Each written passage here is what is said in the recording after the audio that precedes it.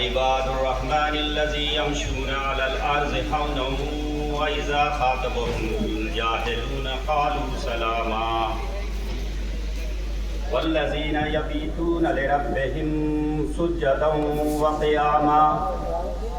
والذين يقولون ربنا اصرف عنا عذاب جهنم إن كان كان غراما إنها ساءت مستقرا ومقاما والذين إذا أنفقوا لم يسرفوا ولم يقتروا وكان بين ذلك قواما والذين لا يدعون مع الله إلها آخر ولا يقتلون النفس التي حرم الله إلا بالحق ولا يزنون ومن يفعل ذلك يلقى أثاما يضاعف له العذاب يوم القيامة ويخلد فيه مهانا إلا من تاب وآمن وعمل عملا صالحا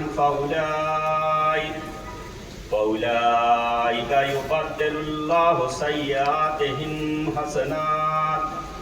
وكان الله غفورا رحيما.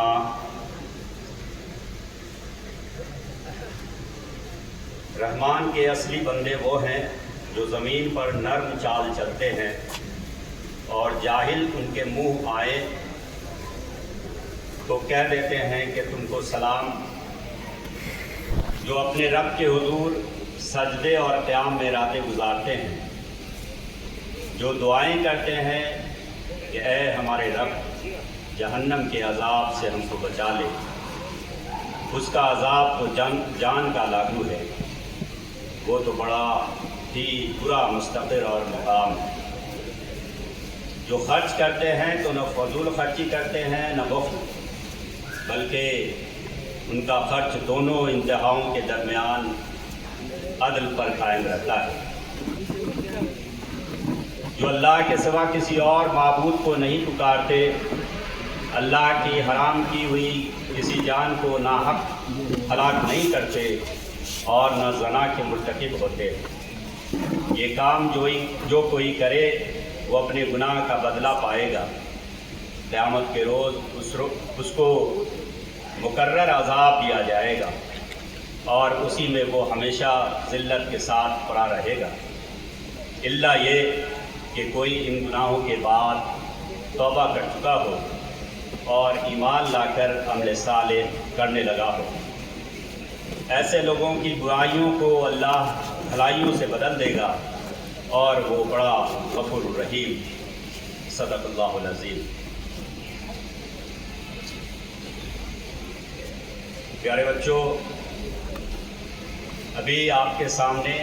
سورہ فرقان کی 63 تا 70 آیات کی تلاوت اور اس کا ترجمہ پیش کیا گیا. قبل اس کے کہ اس میں جو باتیں آئی ہیں اس پر گفتگو کروں، ایک سوال آپ سے کرنا چاہ رہا ہوں کہ ابھی آپ تمام